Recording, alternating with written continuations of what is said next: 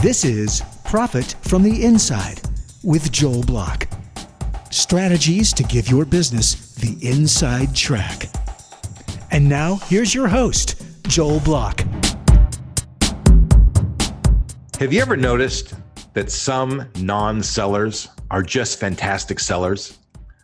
It's always amazing to me when you find a CEO or a CMO or a COO who is an awesome seller.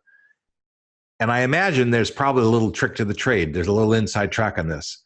To explain it, Mark Hunter. Mark, welcome to the show. Hey, thank you so much. Hey, it's good to be on your show. You know what? There really is no trick. It's people being people. And if you think about it, there's two traits that you've got to exhibit.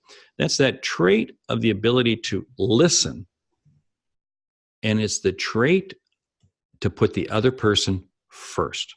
Because if you think about it, what is that non-seller who sells so well? What are they doing? They have that ability to connect with the other person in a way that gets them to share with them information. You know, I always call it's unlocking the proprietary information. I've created a relationship with a person when they begin to share with me proprietary information. That's what that non-seller does. They just do it subconsciously. People don't even realize they're doing it, because what are they doing? They have that ability to demonstrate a commitment to you, and they do it in a manner that has them really creating this level of integrity and trust. Okay, we throw those words around all over the place, integrity and trust. What is it about? It's about helping you to feel comfortable in me. You know, before we began this recording, what were we doing? We were exchanging ideas, exchanging thoughts. What were we doing? We were both demonstrating integrity and trust to each other, that when we did push the record button, we'd have something meaningful. All right, so listen, let's go take a step back and let's talk about who non-sellers are that really need to be sellers. And actually, you know, I think a big piece of this whole discussion is they have to think about themselves in a little different way, and you can comment on that too. But who are some of the non-sellers that really need to be good sellers? Well, the non-sellers, let's go right to the top of the food chain. The CEO, the COO, the CIO, the CFO, anybody with that C who doesn't think they're in a sales position. They are sellers, because look at the various stakeholder groups that they have to be really communicating with. The stakeholder groups anywhere from the employees to the vendors to the equity team that owns the company, the shareholders, to the customers, to the industry, to government regulators. There's so many different stakeholders that they have to be responsible to. So, you know, those people right there are non-sellers. But trust me, they do more to drive the value of the company, both the top line sales and the bottom line profits, than probably any person who does have the word sales in their title. So they're what you're talking about is that they're indirectly moving money. They may not be moving the products of the company, but they're moving the company. They're moving the company because they're moving the culture. If you think about it, culture starts at the top. In any organization, culture. Now, this does not discount the person midway down through the organization says they don't have anything to do with culture. No, everybody contributes to culture, but the actual framework of it is created up on the upper tiers. Okay, so what does that do? That's this level of communication, because at the end of the day, the only sustainable competitive advantage an organization has is its people. That's it. It's not the product. It's not the service. It's the people. So if the people at the top of the food chain in these non-selling positions don't have a way to communicate and sell their vision in a way, because, what's the definition of sales? My definition of sales is the same as the definition for leadership. It's helping others see and achieve what they did not think was possible. Think about that. That's the role of the non-seller every day. Have you run into a company that's very successful where the C-level people, the non-sellers, don't sell? They don't sit at the top of the food chain for long. They may be at the top of the food chain because they've cornered some niche in the marketplace. They've got some, unique proprietary operating system or something of that nature, or something. But they don't stay there forever. They do not. You cannot look at the history of corporate America and find a company that has stayed at the top of the food chain for long. Hey, let's go and call out Facebook, okay? Mark Zuckerberg is not exactly a really good spokesperson, okay? I mean, he has stumbled and fallen all over the place. Question, will they still be at the top of the food chain 10 or 15 years from now if he's still at the top? Well, I'll tell you, I look at that guy and he seems to be pretty on the mark. He comes up with a lot of ideas. They're integrating products. They're buying companies. I mean, somebody is bringing those ideas to him, and there's some vision at that company that is causing this activity. There's some culture at that company that's working. I totally agree, but I think it's the nature of the product, the service, the vision that they've created at the time. You go back and you read his op-ed piece that he recently wrote in the Wall Street Journal, and it's a bastion of trivia. So, I mean, I sit there and say, will they be at the top of the food chain 10 years from now? Go back and take a look at somebody. Let's use Microsoft as kind of a poster child. Steve Ballmer came in as the CEO, and he was not exactly the greatest salesperson out there. He would say he was bombastically great in sales, but look at what happened to them. And now Satya Nadella comes in as a CEO, much more externally focused, much more really sales focused. Look at the turnaround in the organization. The turnaround didn't happen because of sales specifically. It happened because he revised their business model and put them into a cloud mode, and then they sold. You see, you can have a product that gets tired and old and have the best salespeople in the world, and they can't sell it. So there's a strategic thing. I mean, everybody's got to be working together, right? Right. And that's what Satya did. He was able to refashion the business model, move it to the cloud, and be able to sell that concept and have people buy into it and believe it and run with it. If you think about, let's take a look at Netflix a few years ago. And remember when Reed Hastings, he came out and he made that comment, we're moving to the cloud. The disk is going away. It's going to be cloud. And boy, you'd think the earth had opened up and swallowed all of his brain cells alive. But wow, he was selling a concept that was several years ahead of its time. And look at where Netflix is today. Well, the thing is that to those of us that are not in that business, that was an unbelievable thing, the idea of it. But people who were in that industry, that they got it, they could see it was possible. And the word see is a very important word, because the word see is what vision is all about. And he created a vision. He sold the vision. He convinced people that vision was going to be a good vision. And then he got everybody marching in the same direction. I call that an organizational bullseye, where you put a dot on the wall and people start marching toward it. We've got a whole program that gets companies, whether there's 10,000 people or 10, you can always tell when they're marching toward a bullseye if somebody's out of line and they're not marching in the right direction. So absolutely, this whole vision thing, even if it's very futuristic, is really important.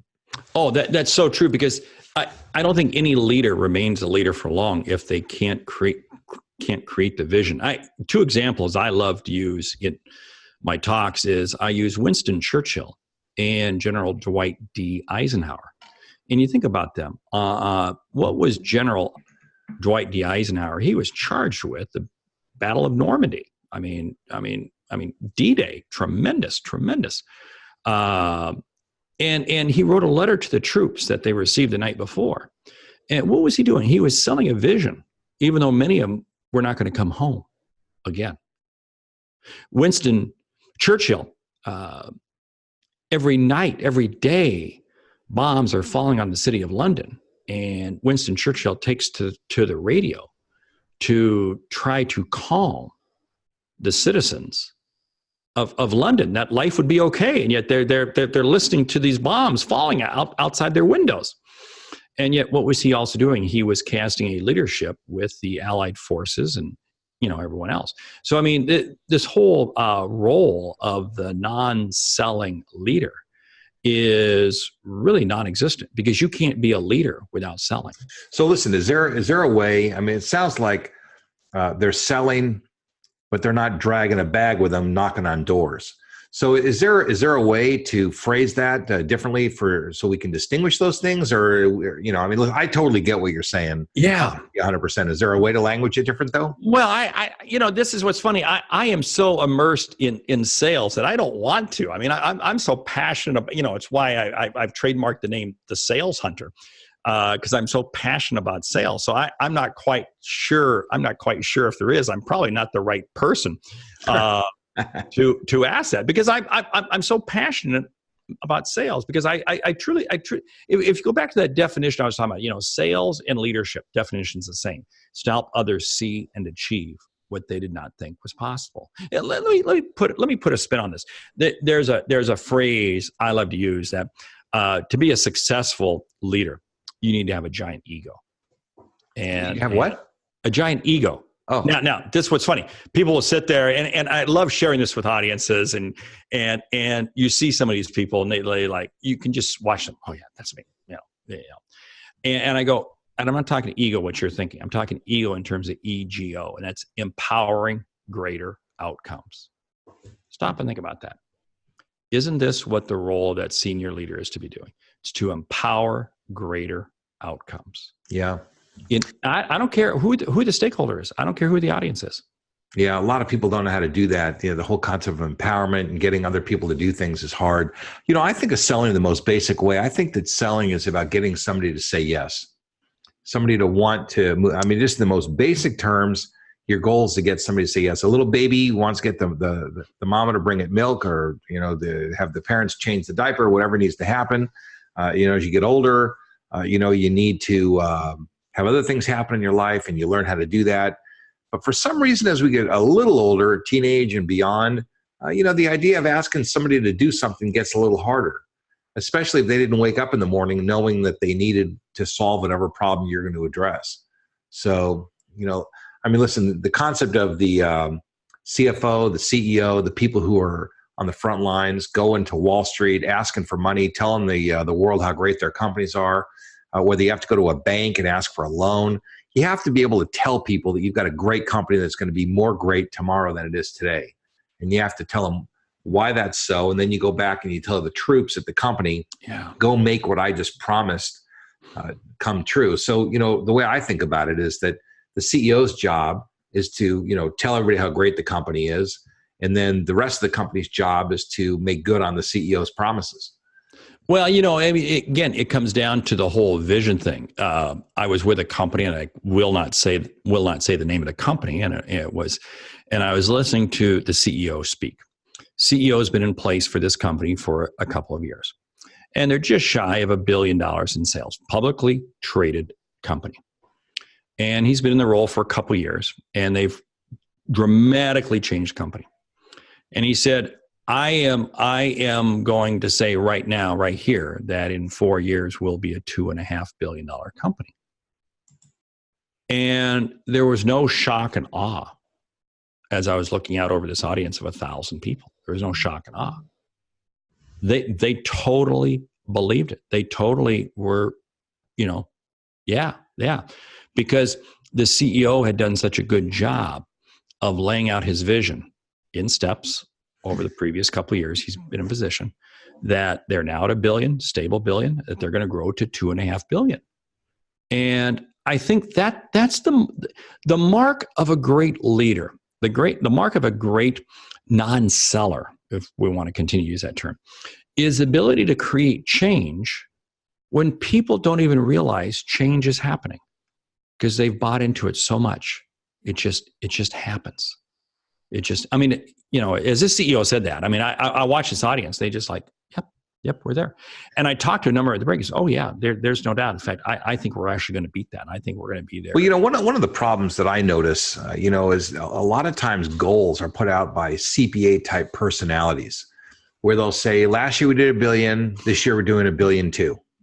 They don't tell you how we're going to get to $1.2 billion. Just, okay, I made a spreadsheet and I put the number $1.2 billion in there, so that's the number. And that's not realistic for people who are in the field selling. You have to say, okay, listen, so here's what we're going to do. We're going to improve the product. The product's going to have some new features. The product is going to have this price. We're going to have this many sales calls. We're going to do this much stuff. We're going to have all this support. All these things are going to happen. And so we should be able to do more. And I think a lot of times people rely on numbers in a funny way. And they kind of manipulate numbers instead of providing tools. And that's why I talk about being rational so much, is that you have to have a good rationale behind all of your activity. Oh, I think you hit on something huge, so important there, because you're right. I mean, anybody can take a trend line or any number and just, this is what we're going to do. And if that were the case, we'd all be billionaires by the end of the year, because we just said each of us are going to have a net worth of $1 billion by 1 year from now. No. What are the steps? And I think that's the difference between the true leader. The true leader not only casts the vision, but then helps people understand what are the steps behind it. If you think about it, isn't this what a salesperson is all about? A typical salesperson goes out and sells something, and I don't care if it's a box, I don't care if it's a concept, I don't care what it is. They have to ultimately sell what's the outcome. Well, what are the steps that customers got to go through? See, so really these things are so closely aligned. But it comes back to what we talked about initially, right at the top: trust and integrity. Because if you tell me something, if you tell me that we're going to do X amount, and this is what I saw with the CEO. He was sitting there, we're going to go from $1 billion to 2.5 in 4 years. And there was no shock and awe, because he's developed this level of trust and integrity. And that trust and integrity's flowed down through his organization, his department heads. Well, they must trust that he's going to give them the tools and the resources to make it happen. Right. He's not going to expect the same 500 people to do 3 times more work. Right. Somehow or another, there's going to be more tools, more access, more something is going to be made available that will make this work. And I just find that so often that there isn't a plan. Somebody will blurt something out and it really just doesn't work. And well, what's interesting is I think sometimes there's a plan, but it's in the head of the CEO. And the CEO doesn't know how to articulate it. Hasn't taken the time to articulate it. Yeah. And remember, we all process information at different levels. We all process at different rates. Yeah. One of the other things that I think about is a concept that I call everybody sells. And everybody sells means that you're either selling in an organization or you're anti-selling. And that includes the janitor. It includes the window washers. It includes the people at Disneyland who sweep up trash. If they're not nice and friendly, somebody's going to have a bad experience at the park. So those people are either positive influences on the outcome and the trend and the trajectory of the company, or they're negative influences. They're a drag on it. And I think that there's not enough recognition given to all levels at the company. We're talking about at the highest level, but there's a lot of non-sellers lower in the company that have a lot to do with whether somebody has a good experience. That could be customer service. It could be janitorial. It could be maintenance. It could be the kitchen staff. It could be anybody. If you have a negative experience, you go in a bathroom at a restaurant and it's not clean, that's a negative experience and you might not want to go back there. So they can have the best friggin' hamburger in the world, but you don't want to go back because the bathrooms aren't clean there. That you hit something, because the customer doesn't interface with the CEO. The customer interfaces with that janitor. The customer interfaces. I remember about 20 years ago or so, and I still remember, it still stands out to this day. And I'll call out the company's name, H-E-B. It's a grocery store chain in the San Antonio area. And I remember I was down there doing some work with a couple companies, and we were talking with them. And I remember walking through the stores, and no matter who I talked to, I asked them, I said, what's the objective here at H-E-B? What's the mission? Every person I spoke to, whether it be in produce, whether it be a kid just stocking the aisle, whether it be a store manager, they all could articulate the vision and the mission of the company. Wow. Wow is right. Wow. and if you live in San Antonio, you live in that area of Texas, H-E-B is like a store that you worship. because their employees are just so out of this world. Wow. Yeah. That brings up another thing. I think that great companies, great successful selling companies, they have a mantra of some kind where they all, again, it goes back to the organizational bullseye. They're all pointing in the same direction, staring at a common dot on the wall. They all understand something and they all get what they're there to do. And they understand how their job affects that. And when they're a positive impact on customers, they're contributing to the sales effort because happy customers want to spend more money. They want to come back and repeat the cycle. So, we have to really kind of broaden the description of what sales is, because the way we're thinking about it in a certain way for a lot of business people is a little narrow, a little limiting. And we talked about it at the top, that those people are selling concepts and vision, but at the bottom, people are selling something too. Oh, and see, the whole sales world also involves all of your customers, just like what you just described, because in this social media hyper communication frenzied world, the restaurant lives and dies by a Yelp review, but so too does Oracle, so too does Salesforce, so too does every other company out there. Because not necessarily by Yelp, but what I'm saying is because all it takes is comments of somebody. So, I mean, every person out there must be seen as a potential ambassador for your organization. And if you don't view them as such, and if you don't value them as such, you run the risk of absolutely finding yourself on the short end of the stick. Ronald Reagan, when he was president, made the comment. He said, when the economy goes bad, it's called a recession. When you lose your job, it's called a depression. Right? Yeah, and you stop and think about that. See, because it comes down to it's how do I feel? How is it impacting me? So that customer, I can't remember what it was. I was looking at some company, and I was on the internet the other day, and I was looking at reviews. It was a software company, and they had all these glowing reviews, but there was one review that was just flat out negative. It was a 1-star review. It was like, wow. Well, clearly this company was a B2B company. It had some sort of a bad experience, and somebody sure wanted to let the world know. Yeah. What kind of impact does that have? It obviously was powerful enough that it caused you to remember it. I bet you don't remember any of the positive ones. That's so true, because all the other reviews were positive, but my eyes automatically went to this one review. Yeah. And it was a shout out to customers. It was a shout out to vendors. Yeah. This kind of really makes me think, the whole concept of selling. We are looking for some other way to language it, but the truth is that every person in an organization is a brand ambassador. It's kind of what you were saying, a little about the same. And everybody who works in a company needs to think of themselves as a brand ambassador. That's a form of selling. You're selling the organization. You're not necessarily selling the products with a bag and a pad of order papers and things like. But you're selling what the company is and what it's about and what its promise is to the marketplace. So that's a significant shift for a lot of companies that they would be well to adopt. And that culture, that can only come from the top. That can only come from the top. Howard Schultz does not sell one cup of coffee, but every morning, 40, 50, 60, 70,000 baristas at a Starbucks do. Yeah.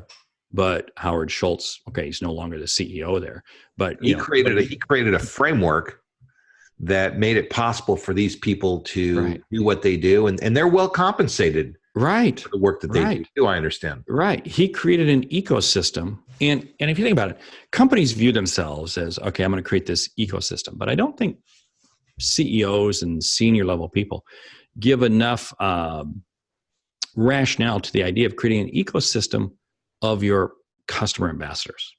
These are your frontline secondary employees. These are your immediate customers.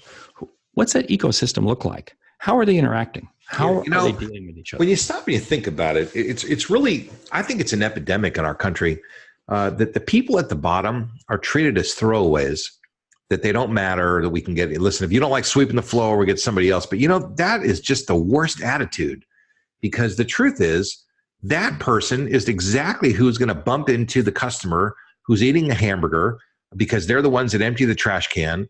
And if they have a crummy attitude, everybody in the whole restaurant's going to know it, because the truth is they're probably not going to sweep the table off. They'll let the dishes linger there for a while. Or maybe they don't wipe all the ketchup off. They just do the minimal job that they can do. And that might have more impact than the cook who wraps the burger and makes it just right the way the person wants it. Right. And the challenge we have is in so many industries at the senior level and the shareholder, the the fiduciary people blow this off. The airline industry, it's an oligopoly. Banking industry, oligopoly, going away because of fintech. Okay, but now let's look at the airline industry. A couple of years ago, there was a guy drug off an airline. I won't say the company's name. Everybody, we all know what it is, right? But you know what? It didn't hurt their earnings whatsoever because there's an oligopoly in the airline industry. It probably also didn't really change their traveler profile either. I mean, everybody. Here's the thing. And this is a very sad thing, but it's the reality of how our country works.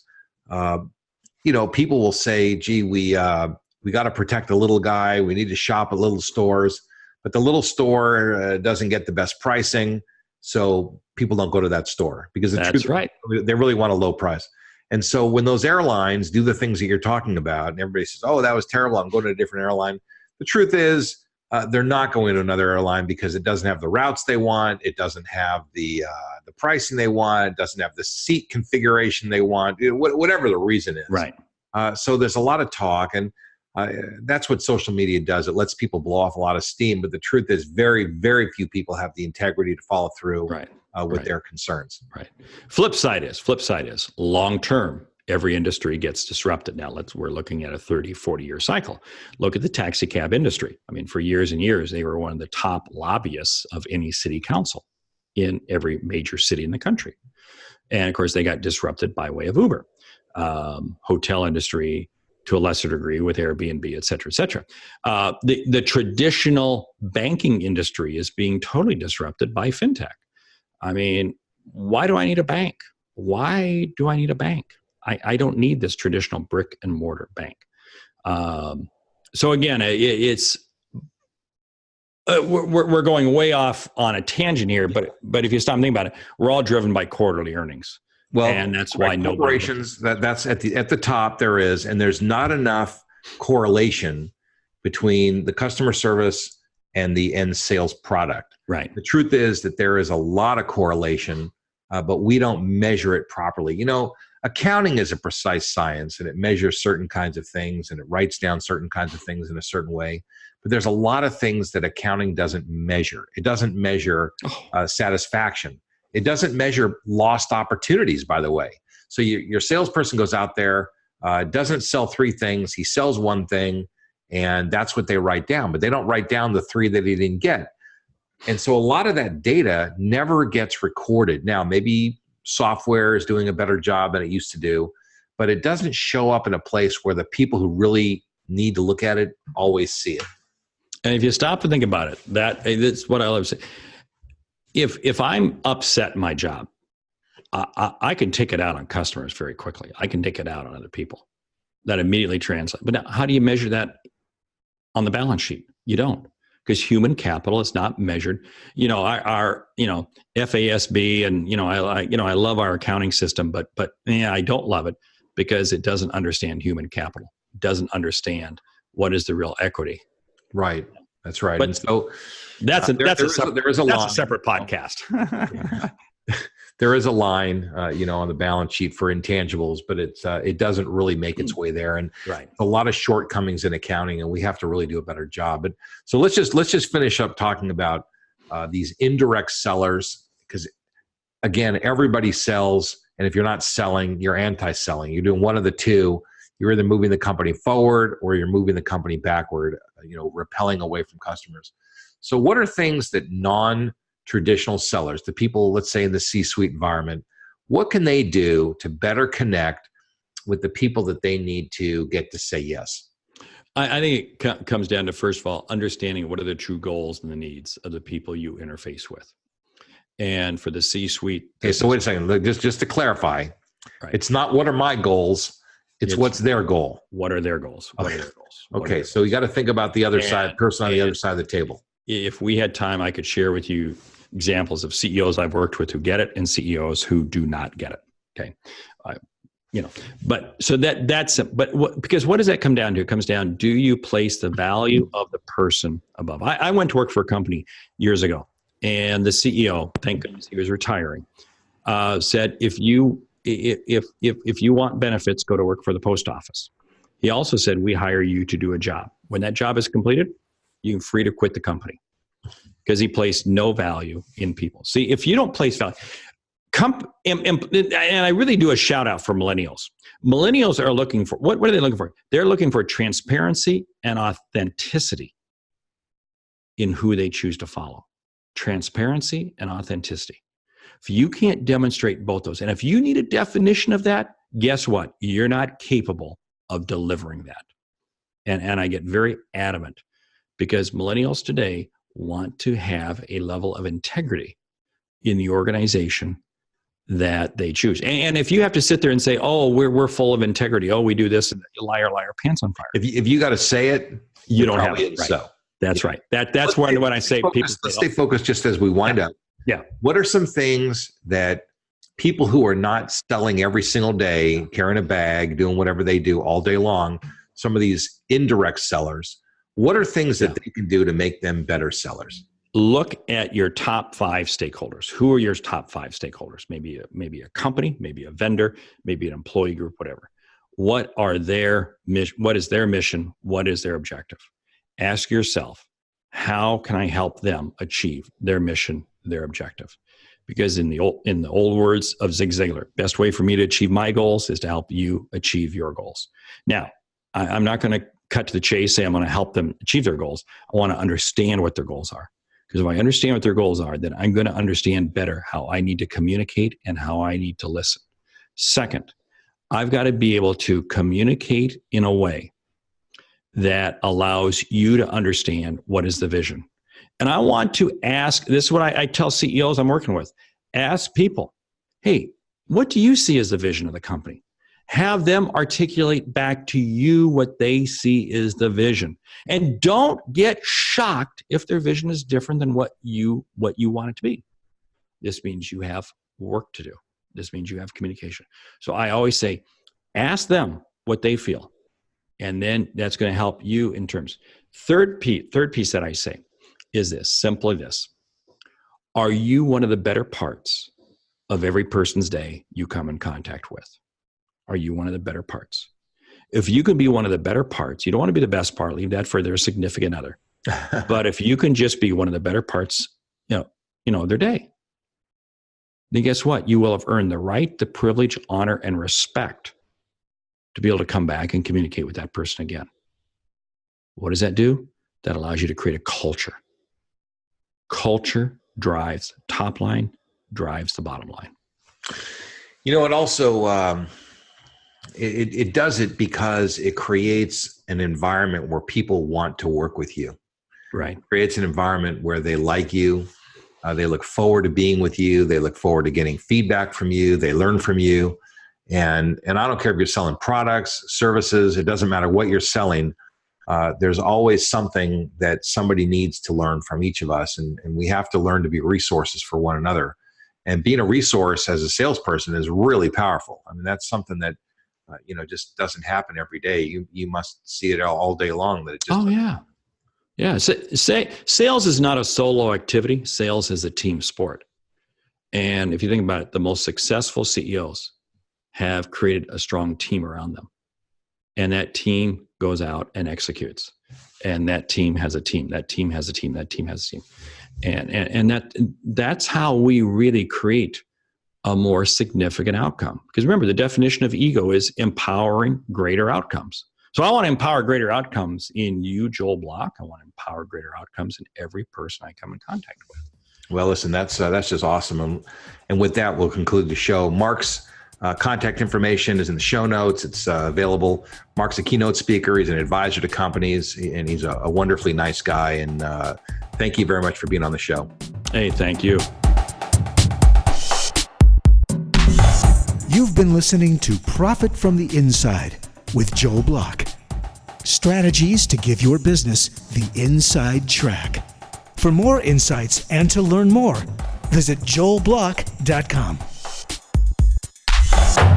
How about a shout out and a giant thanks to my podcast producer, David Wolf, and his team at Podcast and Radio Networks. Profit from the Inside simply wouldn't be what it is without David and his team. For more information or to learn how you can launch and produce your own podcast, reach out to podcastandradio.com.